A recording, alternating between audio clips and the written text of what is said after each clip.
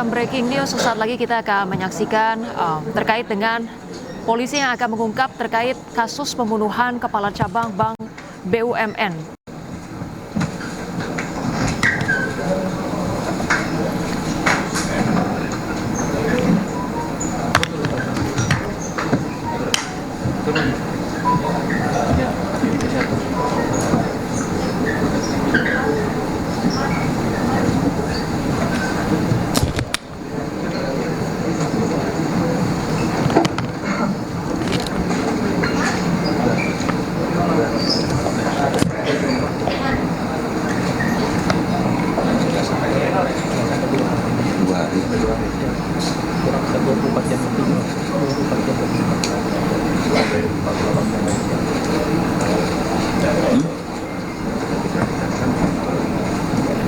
Ya pemirsa, ini kita saksikan kondisi terkini di Polda Metro Jaya terkait dengan kepolisian yang mengungkap pembunuhan Kepala Cabang Bank BUMN. Dan sejumlah tersangka pemirsa ini sudah tampak berdiri dan menghadiri terkait dengan konferensi pers yang hari ini digelar oleh pihak kepolisian. Kita ketahui bersama pemirsa, kepolisian saat ini telah didesak untuk segera mengungkap terkait dengan motif dibalik aksi komplotan penculik yang menghabisi nyawa Kepala Cabang Bank BUMN di Jakarta. Adapun diharapkan pemirsa pengungkapan motif kasus oleh Polda Metro Jaya dapat membantu pihak keluarga memikirkan langkah selanjutnya.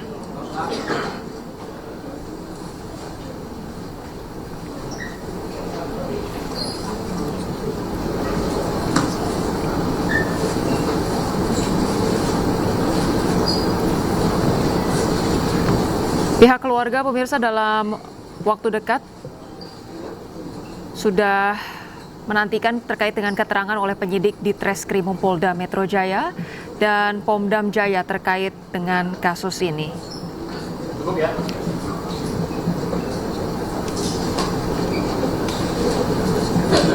Sebelumnya pemirsa, kepolisian telah meringkus sebanyak 15 orang terkait dengan kasus penculikan dan pembunuhan terhadap kepala cabang sebuah bank di Jakarta.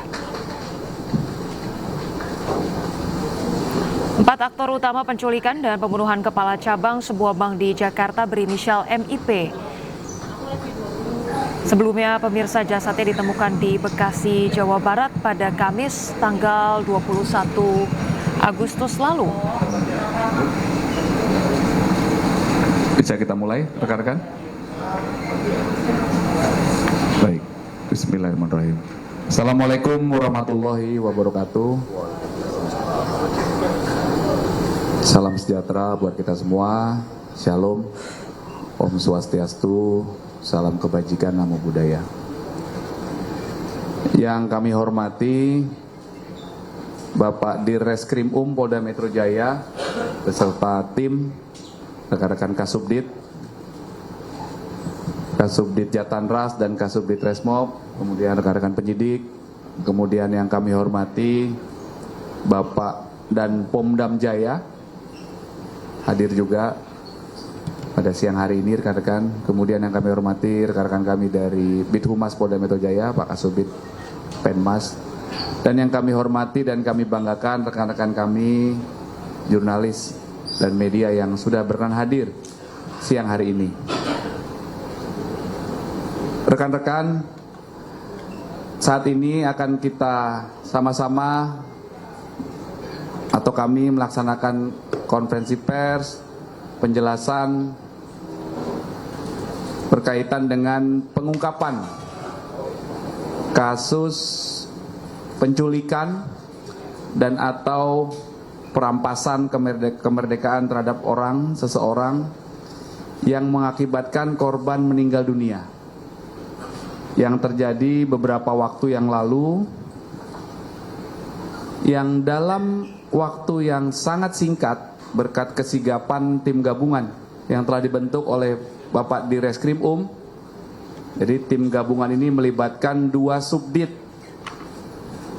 Yang pertama Subdit Jatanras, dan yang kedua Subdit Resmob, Ditreskrimum Polda Metro Jaya, dalam waktu 1 kali 24 jam berhasil awalnya mengungkap klaster penculikan. Nanti akan dijelaskan oleh Pak Dir, ada beberapa peran. Kemudian setelah kasus ini dikembangkan, penyidik langsung melakukan komunikasi, koordinasi, kolaborasi, melakukan kerjasama, dan langsung direspon cepat oleh rekan-rekan kami dari jajaran Pomdam Jaya. Ini merupakan wujud komitmen Polda Metro Jaya dan Kodam Jaya senantiasa bekerja sama dalam berbagai aspek dalam menjaga Jakarta. Ya, kolaborasi dan kerjasama ini terjalin sangat baik sehingga akhirnya peristiwa penculikan, peristiwa perampasan kemerdekaan terhadap seseorang ini dapat terungkap dengan baik. Yang pertama tentunya kami persilakan kepada Bapak Direskrim untuk menyampaikan kronologis dan proses pengungkapannya. Setelah itu nanti kami berikan kesempatan juga kepada Bapak dan Pomdam Jaya untuk menyampaikan proses kerjasama dan hasil atau langkah-langkah yang telah dilakukan. Kami persilakan Pak Dir.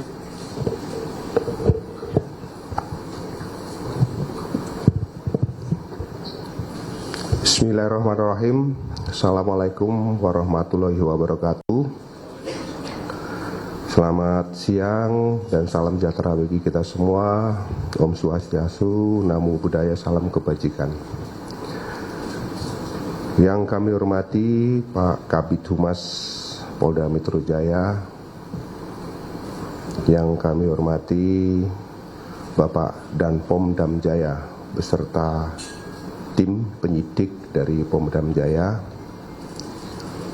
yang saya hormati Kasubdit Penmas, Kasubdit Jatanras, Kasubdit Resmob beserta tim penyidik Ditreskrim Polda Metro Jaya,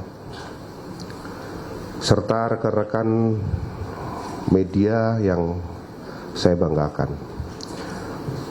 Pada kesempatan yang baik ini, izinkanlah kami dari Direktorat Reserse Kriminal Umum Polda Metro Jaya akan merilis tentang pengungkapan kasus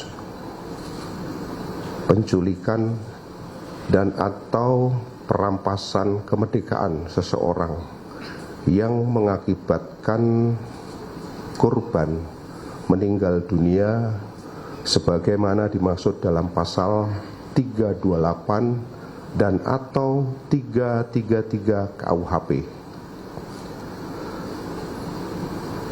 Perlu kami sampaikan bahwa kasus ini berawal dari terjadinya kasus penculikan ataupun perampasan kemerdekaan terhadap seseorang yang mengakibatkan meninggal dunia, di mana kejadian tersebut berawal dari lokasi parkiran Lotemat Pasar Rebo di Jalan TB Simatupang, Kelurahan Susukan, Kecamatan Ciracas, Jakarta Timur. Bahwa peristiwa tersebut terjadi pada tanggal 20 Agustus 2025 sekira pukul 14.00. Yang selanjutnya kasus tersebut dilaporkan oleh pelapor di Polres Metro Jakarta Timur. Perlu kami sampaikan bahwa identitas daripada korban yaitu dengan inisial MIP yang merupakan karyawan sebuah BUMN yang menjabat sebagai Kepala Cabang Pembantu BRI di Cempaka Putih, Jakarta Pusat. Adapun motif daripada para pelaku melakukan perbuatannya yaitu para pelaku ataupun para tersangka berencana untuk melakukan pemindahan uang dari rekening dorman ke rekening penampungan yang telah dipersiapkan. Rekan-rekan sekalian, bahwa peristiwa ataupun kronologis daripada kejadian tersebut berawal dari sekitar bulan Juni tahun 2025. Pelaku atas nama C alias K bertemu dengan saudara pelaku DH, di mana pada saat itu C alias K memiliki data rekening dorman di beberapa bank. Kemudian saudara C alias K memiliki rencana untuk memindahkan uang dari rekening dorman tersebut ke rekening penampungan yang telah dipersiapkan. Sehingga dalam rencana ini C alias Ken sudah menyiapkan tim IT. Namun untuk melaksanakan hal tersebut memerlukan persetujuan ataupun otoritas dari kepala bank. Sehingga pelaku atas nama C alias K mengajak DH untuk mencari kepala cabang ataupun cabang pembantu yang bisa diajak bekerja sama dalam rangka pemindahan uang tersebut dari rekening dorman ke rekening yang telah dipersiapkan ataupun rekening penampungan. Kemudian pada tanggal 30 Juli 2025, C alias K bersama dengan pelaku atas nama DH dan AAM melakukan pertemuan. Hal tersebut dikarenakan C alias K memiliki informasi terkait data rekening dorman yang ada di Bank BRI. Kemudian C alias K menyampaikan karena upaya-upaya sebelumnya untuk mendekati kepala cabang tidak pernah berhasil, maka pekerjaan pergeseran dana tersebut akan berhasil apabila dilakukan dengan dua opsi ataupun dua metode. Opsi pertama, melakukan pemaksaan dengan kekerasan dan ancaman kekerasan. Setelah itu, korban akan dilepaskan. Kemudian, opsi yang kedua, melakukan pemaksaan dengan kekerasan dan atau ancaman kekerasan. Dan apabila berhasil, maka korban akan dihilangkan atau dalam arti kata korban akan dibunuh.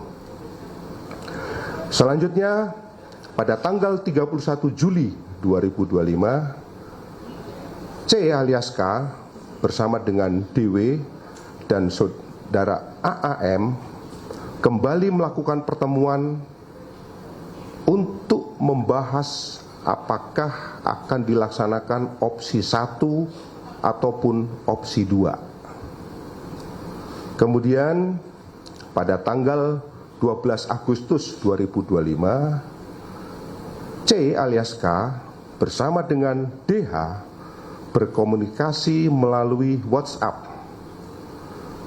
Dan di dalam komunikasi tersebut mereka memutuskan untuk memilih opsi 1,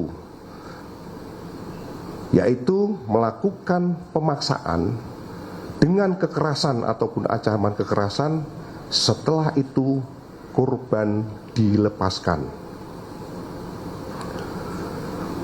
Pada tanggal 16 Agustus 2025, pelaku atas nama DH mengajak saudara JP, di mana pertemuannya dilaksanakan di salah satu tempat di sekitar kota wisata Cibubur, dan menanyakan apakah memiliki kenalan dari kelompok preman atau orang yang bisa membantu mereka dalam melaksanakan pekerjaan ini, boleh dari sipil ataupun boleh dari aparat. Selanjutnya, pada tanggal 17 Agustus 2025, sekitar pukul 09.00, pelaku atas nama JP menindaklanjuti permintaan saudara DH untuk mendatangi rumah saudara N. Setelah itu, sekitar pukul 20.00 di salah satu kafe di daerah kota wisata Cibubur dilakukan pertemuan kembali yang dihadiri oleh saudara DH, saudara JP, saudara AAM, dan saudara N. Jadi dalam pertemuan tersebut ada 4 orang yang hadir dengan tujuan untuk membahas terkait persiapan untuk dilakukan penculikan terhadap korban. Pada tanggal 18 Agustus 2025 dilaksanakan pertemuan kembali yang dihadiri oleh saudara DH, saudara AAM, saudara JP, dan saudara N di salah satu kafe di kota wisata di daerah Cibubur untuk membahas persiapan penculikan. Di dalam pertemuan tersebut, DH dan AAM bertugas untuk menyiapkan tim yang akan mencari alamat korban serta mengikuti korban, di mana dalam tim tersebut terdiri dari 5 orang. Ulangi, terdiri dari 3 orang. Yang pertama adalah saudara R, saudara E, dan saudara B. Kemudian JP, saudara JP, menyiapkan tim untuk membantu membuntuti korban, yaitu dengan inisial saudara AW, serta menyiapkan tim yang akan melakukan penculikan terhadap korban. Setelah itu, saudara N menghubungi saudara FH yang bertugas ataupun yang disiapkan untuk tim yang akan melakukan penculikan terhadap korban. Kemudian pada tanggal 19 Agustus 2025 sekitar pukul 10.00 saudara F menghubungi saudara E dan mereka sepakat bertemu di seputar daerah di Cijantung. Tidak lama setelah itu, saudara E datang bersama saudara B, saudara R, dan saudara A. Kemudian, saudara F menunjukkan foto kepada tim saudara E, lalu memberitahukan untuk menjemput paksa orang tersebut dan mengantarkannya kepada tim yang dipersiapkan oleh saudara JP. Selain itu,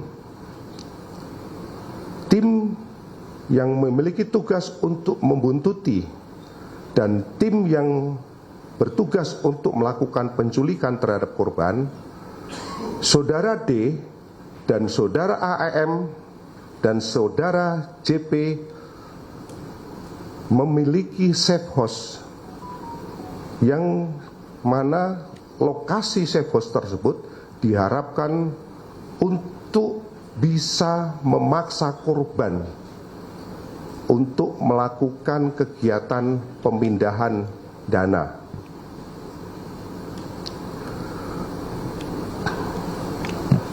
Rekan-rekan sekalian, selanjutnya pada tanggal 20 Agustus 2025, setelah dilakukan serangkaian kegiatan pembuntutan terhadap korban, kemudian pada saat sekitar pukul 15.30 waktu Indonesia bagian Barat, di parkiran Lotemat Pasar Rebo, Jakarta Timur, korban berhasil diculik oleh tim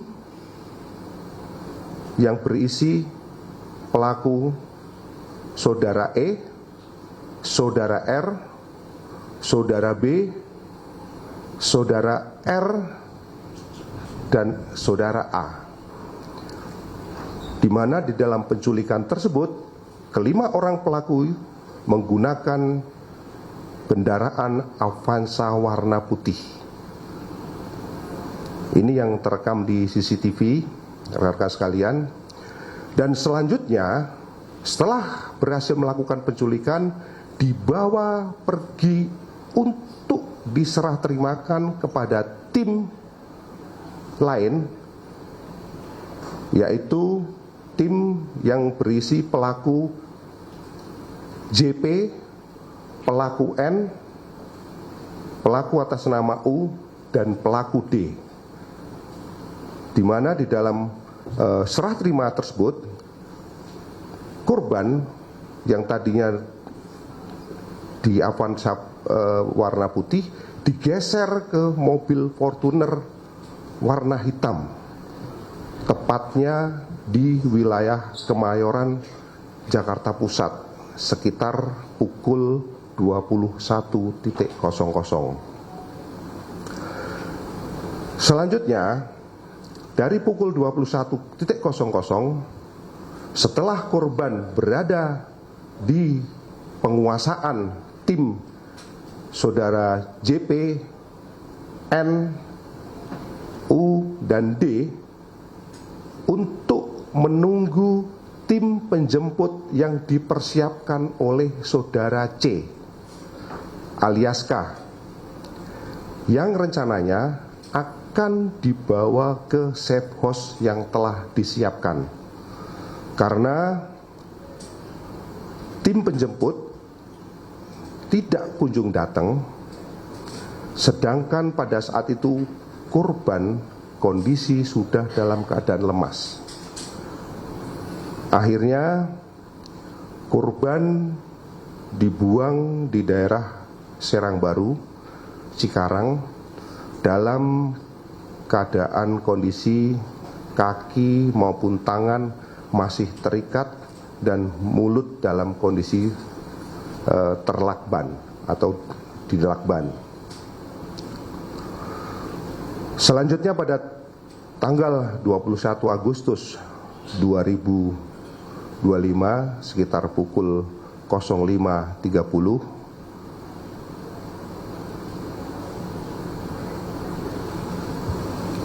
Polsek dari Cikarang mendapatkan laporan tentang penemuan mayat dari warga masyarakat sekitar, dan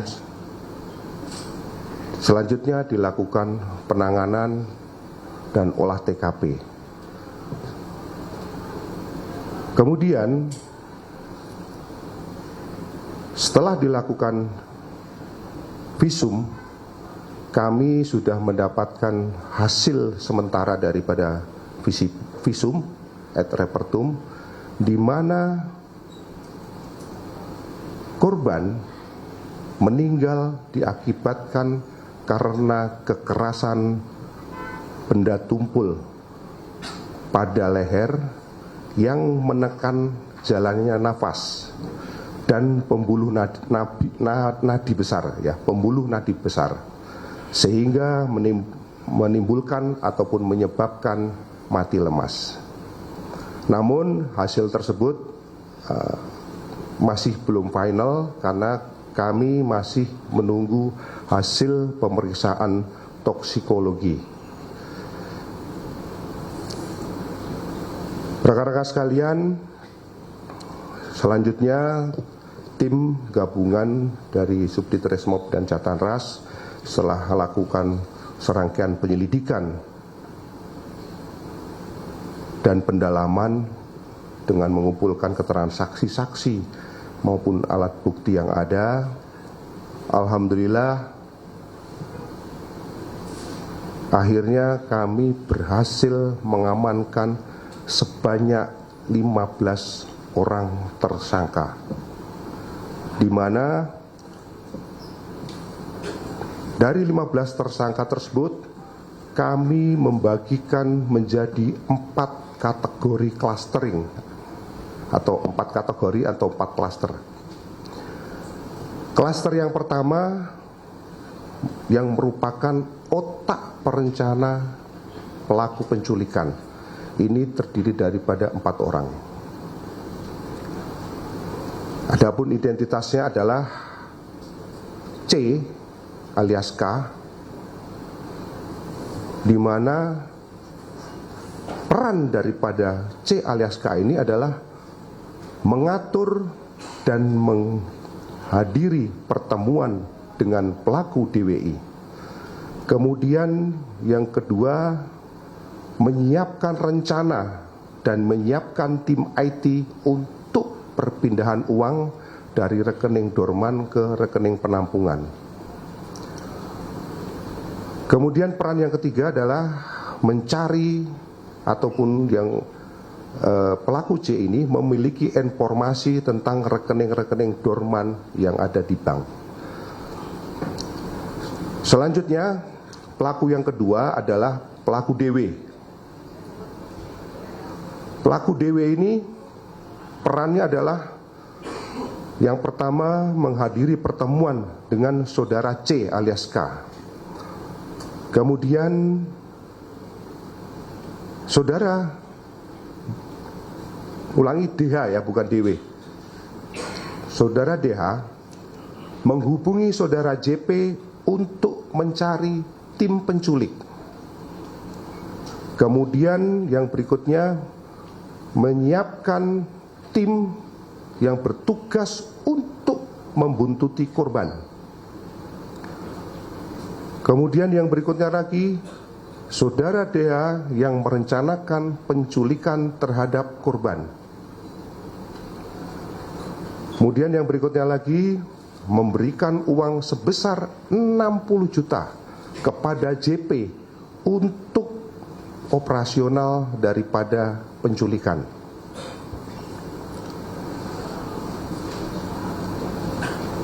Selanjutnya, pelaku yang ketiga adalah pelaku atas nama AAM. Ini berperan untuk menghadiri pertemuan bersama saudara C alias K dan saudara DWI. Ulangi, saudara DH. Kemudian AAM juga merencanakan penculikan terhadap korban dan menyiapkan tim yang bertugas untuk membungkuti korban. Selanjutnya, pelaku yang keempat adalah saudara JP bertugas mempersiapkan tim eksekutor bersama dengan saudara N. Kemudian saudara JP ini juga ikut membuang korban di Cikarang bersama saudara N. Kemudian yang ketiga berperan mengkoordinir dan mengawasi jalannya pembuntutan sampai dengan kegiatan daripada penculikan terhadap korban. Kemudian peran yang berikutnya adalah memberikan uang sebesar 150 juta kepada saudara N untuk operasional penculikan. Rekan-rekan sekalian, itu adalah klaster daripada otak perencana penculikan terhadap korban. Kemudian klaster yang kedua, ini merupakan klaster eksekutor penculikan terhadap korban, di mana di dalam klaster penculikan terhadap korban ini kami berhasil mengamankan sebanyak 5 orang tersangka. Yang pertama dengan inisial E, ini berperan memasukkan secara paksa korban ke dalam mobil Avanza putih, kemudian melakukan penganiayaan kepada korban. Yang berikutnya melilitkan lakban ke wajah korban, kemudian mengikat tangan korban dengan tali rafia. Dan pelaku E menerima uang sebesar 45 juta rupiah dari saudara FH untuk operasional penculikan, yang kemudian uang tersebut dibagikan kepada 4 rekannya yang lain, masing-masing dengan besaran 8 juta rupiah. Selanjutnya, pelaku yang kedua atas nama REH ini berperan membantu saudara E, pelaku yang pertama, untuk memegangi korban dari belakang dalam proses melilitkan lakban dan mengikat tangan korban. Selanjutnya, pelaku JRS ini berperan untuk membantu saudara E memegangi tangan korban dari kanan, ya, bagian tangan bagian kanan, dalam proses melilitkan lakban dan mengikat tangan korban. Selanjutnya, pelaku atas nama AT ini berperan membantu saudara E untuk memasukkan korban secara paksa ke dalam mobil Avanza putih. Kemudian membantu saudara E memegangi korban dari kiri dalam proses ketika dilakukan lilit lakban dan pengikatan tangan korban. Sedangkan pelaku yang kelima adalah pelaku EWB. Ini merupakan driver daripada mobil Avanza pada saat terjadi penculikan. Kemudian di klaster ini ada terlibatan oknum TNI. Nanti untuk lebih jelas akan disampaikan oleh Danpom Jaya, baik identitas maupun peran daripada tersangka tersebut. Adapun klaster yang ketiga adalah klaster penganiayaan yang mengakibatkan korban meninggal dunia. Ini sebanyak 3 orang Yang pertama adalah saudara JP, yang mana JP ini juga merupakan salah satu otak perencana, tapi juga sekaligus sebagai eksekutor. Karena seperti kita ketahui bersama bahwa JP ini juga berada di dalam mobil Fortuner warna hitam, yang mana korban ketika dipindahkan setelah diculik itu dipindahkan dari Avanza putih ke Fortuner hitam. Adapun peran saudara JP yaitu menginjak kaki korban pada saat di dalam mobil Fortuner dan membuang korban bersama saudara N.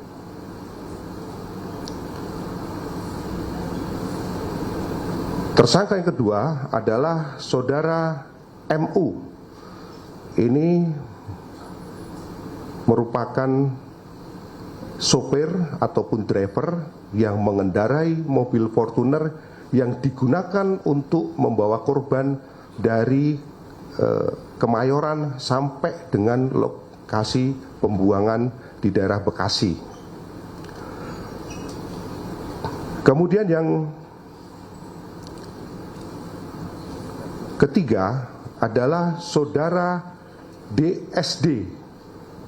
Ini merupakan driver juga yang tadi bergantian dengan saudara MU. Jadi ini driver Fortuner karena bergantian. Jadi pada saat di dalam mobil tersebut karena terjadi penganiayaan, si MU ini nggak kuat pada saat nyupir karena sedikit oleng, sehingga digantikan oleh saudara DS.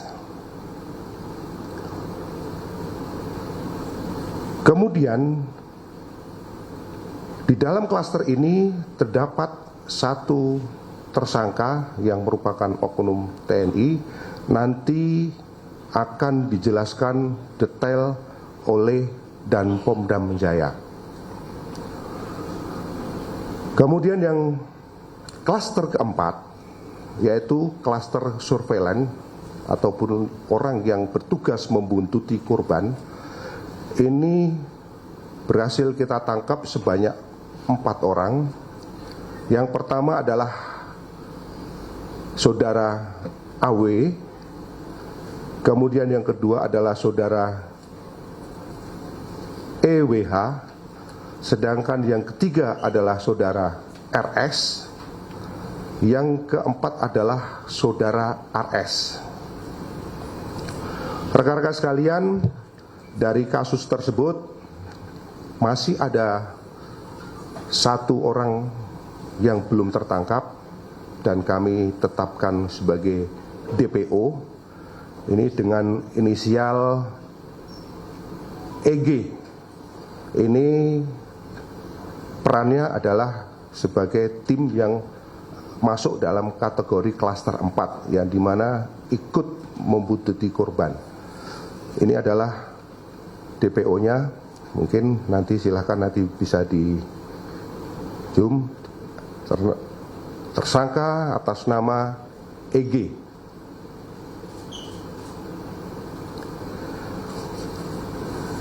Rekan-rekan sekalian, dari hasil penyelidikan dan penyidikan serta pendalaman yang telah dilakukan oleh tim penyidik terhadap para tersangka dipersangkakan dengan pasal tindak pidana penculikan dan atau merampas kemerdekaan orang sebagaimana dimaksud dalam pasal 328 dan atau 33 ayat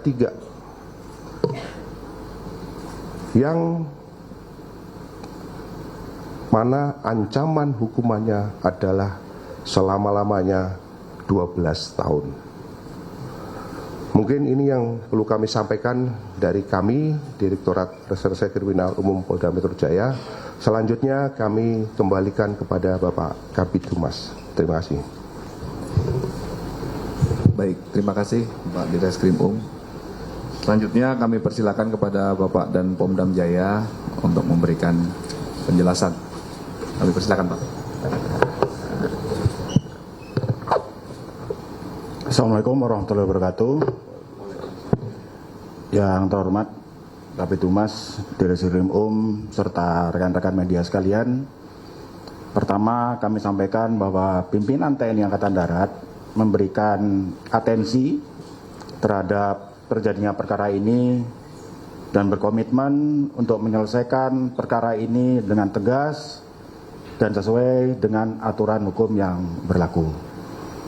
Selanjutnya, yang kedua, kami izin menyampaikan kaitannya dengan kronologis kejadian sekaligus peran dari oknum TNI Angkatan Darat yang terlibat dalam perkara ini. Kami mulai pada hari Minggu pada tanggal 17 Agustus 2025, Saudara JP mendatangi rumah Saudara N yang tadi sudah dijelaskan oleh Bapak Direskrim dan Saudara N ini merupakan oknum TNI Angkatan Darat dengan pangkat sersan kepala. Selanjutnya pada pertemuan tersebut, Saudara JP menawarkan pekerjaan kepada Serka N untuk menjemput seseorang untuk dihadapkan kepada bosnya, yang diketahui bahwa bosnya tersebut atas nama Saudara DH. Selanjutnya pada tanggal 18 Agustus 2025, Serka N menelpon kepada Kopda F, ini juga merupakan oknum Angkatan Darat, untuk meminta Kopda F membantu melaksanakan kegiatan penjemputan terhadap seseorang yang diminta oleh Saudara DH tadi. Pada saat itu, Serka N meminta Kopda F untuk datang dan bertemu di sebuah kafe di wilayah Jakarta Timur. Dan pada saat itu Saudara JP sudah berada di kafe. Jadi mereka sudah ada bertiga berdasarkan hasil pemeriksaan saksi. Kemudian pada saat mereka sudah berkumpul, kemudian Saudara JP menjelaskan kepada Kopda F tentang pekerjaan yang akan dilakukan dan pekerjaan tersebut ada imbalannya. Selanjutnya, pada tanggal 19 Agustus sekira pukul 9.30 WIB, Serka N kembali menghubungi Kopda F dan menanyakan kembali apakah Kopda F bersedia atau tidak menerima tawaran yang sudah ditawarkan kemarin. Selanjutnya, Kopda F bersedia menerima tawaran tersebut dan bertugas untuk mengumpulkan tim yang akan digunakan untuk menjemput korban. Pada saat pertemuan tersebut, Kopda F meminta uang operasional sejumlah 5 juta rupiah dan pada saat itu disanggupi oleh Serka N dan uang tersebut dari pemberian Saudara JP. Selanjutnya pada hari Rabu tanggal 20 Agustus, Serka N bertemu dengan Saudara JP di salah satu bank swasta di wilayah Jakarta Timur.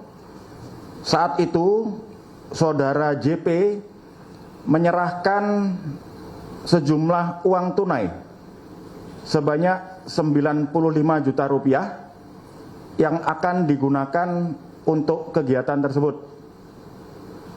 Selanjutnya, setelah diterima oleh Serka N, uang tersebut dibawa dan diberikan kepada Kopda F di sebuah kafe di wilayah Rawamangun. Kemudian setelah Kopda F menerima uang, kemudian Kopda F menghubungi saudara EW untuk bertemu di sebuah kafe. Kemudian setelah dihubungi, saudara EW datang bersama dengan 4 orang lainnya dengan inisial saudara AT, saudara JR, saudara RA, dan saudara EW dengan menggunakan mobil Avanza warna putih.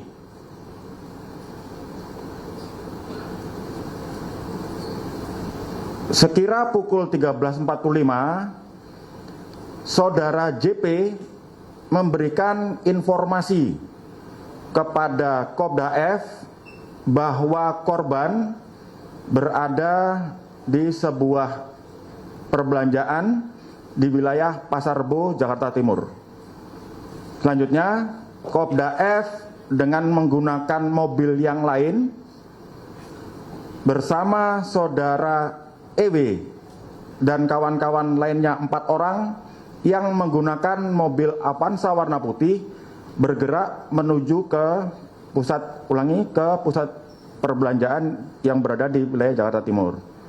Selanjutnya, saudara EW memarkirkan kendaraannya di samping kendaraan korban.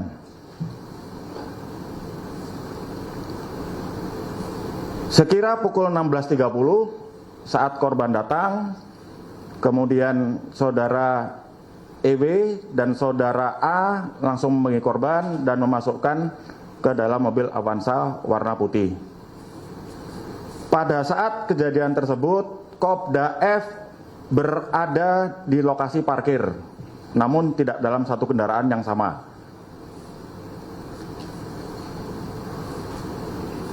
Selanjutnya, setelah korban berhasil dibawa, dalam perjalanan beberapa kali Kopda F menelpon saudara JP dan menanyakan mana tim yang akan menjemput. Namun, tim yang akan menjemput dan yang sudah dijanjikan kepada saudara JP itu tidak kunjung datang. Sehingga pada saat itu Kopda F sempat mengancam kepada saudara JP, apabila tidak ada tim yang menjemput, maka korban akan diturunkan. Kemudian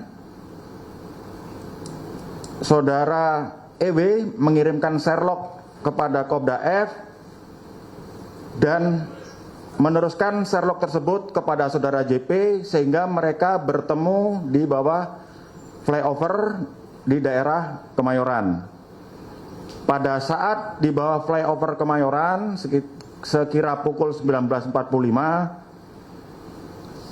saudara EW dan kawan-kawan 4 orang bertemu dengan Kopda F dan saudara JP, Serka N, dan saudara U yang mengendarai mobil Fortuner warna hitam.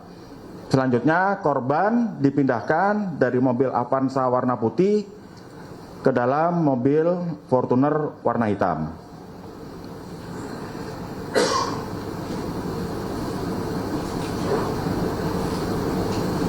Saat berada di dalam mobil Fortuner warna hitam, di dalam mobil tersebut terdapat Serka N, kemudian saudara JP, dan saudara U. Pada saat di perjalanan, korban yang sudah dalam kondisi terlakban melakukan pemberontakan dan berupaya untuk melakukan perlawanan. Dan pada saat itu Serka N ikut memegangi korban, menahan dada korban agar korban tidak berontak. Selanjutnya saudara JP dan Serka N menunggu informasi dari saudara DH terkait tim yang akan menjemput korban. Namun karena tim tidak datang dan korban melakukan terus perlawanan dan diduga korban juga sudah dalam kondisi yang lemas, selanjutnya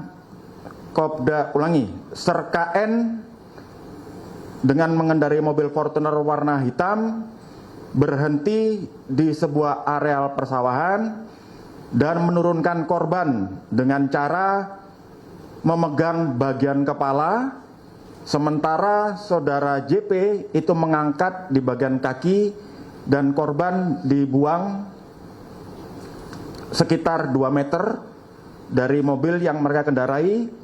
Dan setelah korban diletakkan di tempat tersebut, selanjutnya Serka N, saudara JP, dan saudara D pergi meninggalkan lokasi tersebut. Rekan-rekan media sekalian, sampai dengan saat ini kami dari penyidik Pom Dam Jaya telah memeriksa saksi sebanyak 17 orang dan sudah menetapkan 2 orang tersangka dan melakukan penahanan terhadap 2 orang tersangka tersebut atas nama Sersan Kepala N dan Kopral 2F.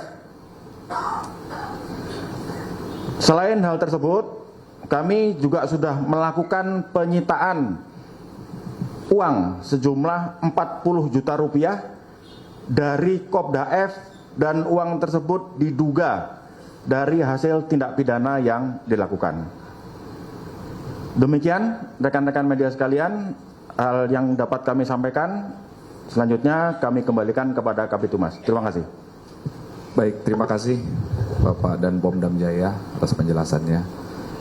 Kemudian kami persilakan kepada rekan-rekan kami dari media yang ingin melakukan pendalaman, mohon bantuan untuk sound systemnya. Kami persilakan dari sebelah kanan kami dulu ya.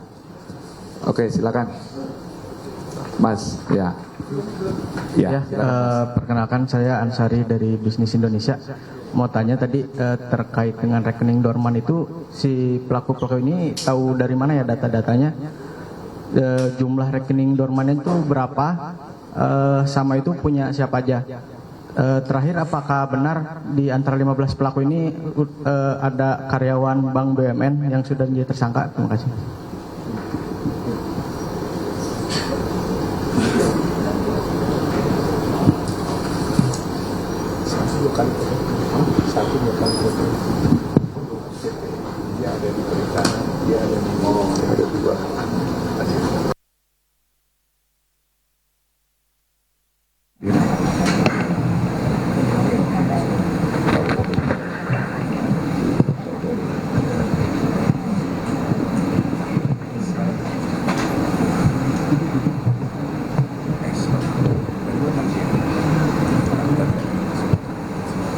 Baik, terkait dengan rekening dorman, ini hasil pemeriksaan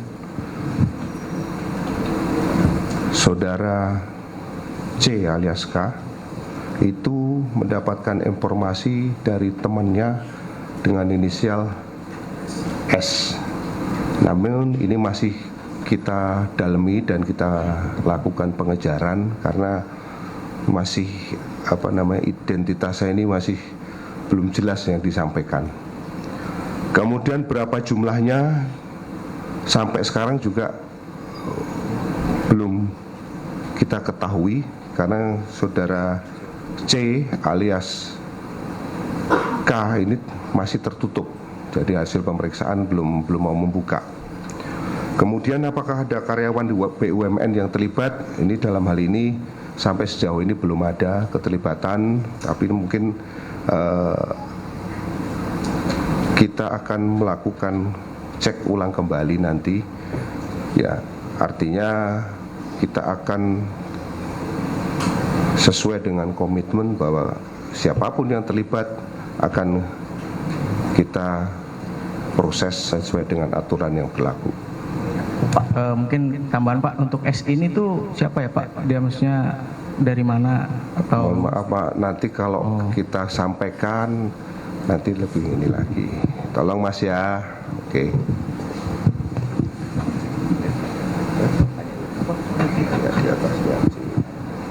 Izin Pak, saya Wildan Noviansa dari Detikkom.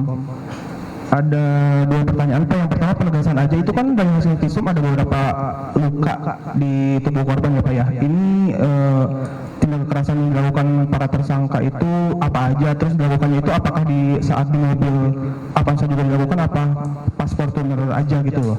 Terus yang kedua buat Badan POM, untuk sanksi kedua tersangka ini apakah sudah ada, apakah ada pemecatan dan lain sebagainya Pak? Terima kasih. Sama penegasan Pak, berarti buronnya itu dua ya, selain tersangka yang tadi udah ditampilkan DPO itu, berarti ada sosok yang tadi sebagai informasi yang S ya, yang rekening Dorman itu, yang DPO-nya. SK masih kita cek dulu. Oh, oke.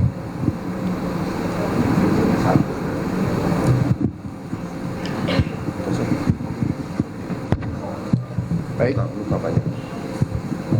Baik, rekan, kami akan menjawab pertanyaan dari teman-teman dari Detikkom bahwa benar bahwa pada saat di mobil Avanza terjadi pemukulan yang dilakukan oleh tim yang kami katakan tim penculik di lakban. Pada saat di lakban tersebut, di lakban kemudian diikat, si korban ini melakukan perlawanan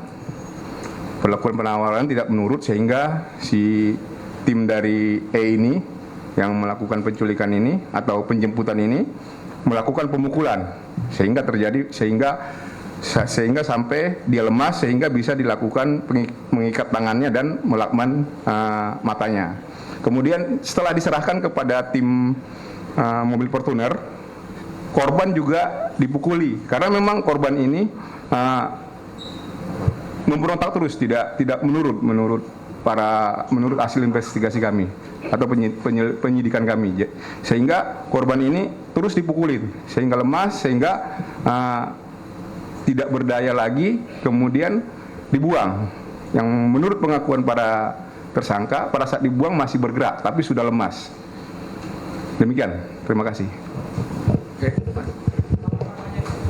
Cuma dibuang di lokasi itu kan ini kan sudah masuk ke penculikan, kekerasan itu. Kenapa dibuang di tempat umum gitu, enggak dibuang ke tempat yang lain lebih tertutup asal dari tempat pada sama?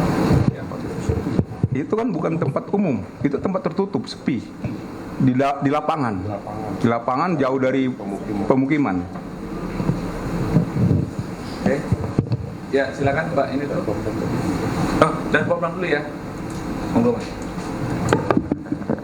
Terima kasih Mas. Kalau terkait dengan masalah sanksi pemecatan, tentunya ada mekanisme yang harus ditempuh, dan ini kita sedang masih dalam tahapan di kegiatan penyidikan. Adapun untuk mekanisme pemecatan itu nanti merupakan kewenangan dari pengadilan militer, apakah yang bersangkutan ini diberikan hukuman tambahan pemecatan atau tidak. Jadi merupakan kewenangan dari pengadilan. Demikian. Baik, ya silakan Pak. Izin Pak, Ayu dari Tirto. Mau tanya Pak, tadi kan tersangka itu punya data rekening Dorman ya. Nah itu kenapa akhirnya dipilih Kacap BRI Cempaka Putih ini? Terus kedua, apakah memang dia megang data Dorman itu memang karena sudah ahlinya gitu dalam hal ini? Dia sudah memang pernah melakukan hal serupa atau gimana?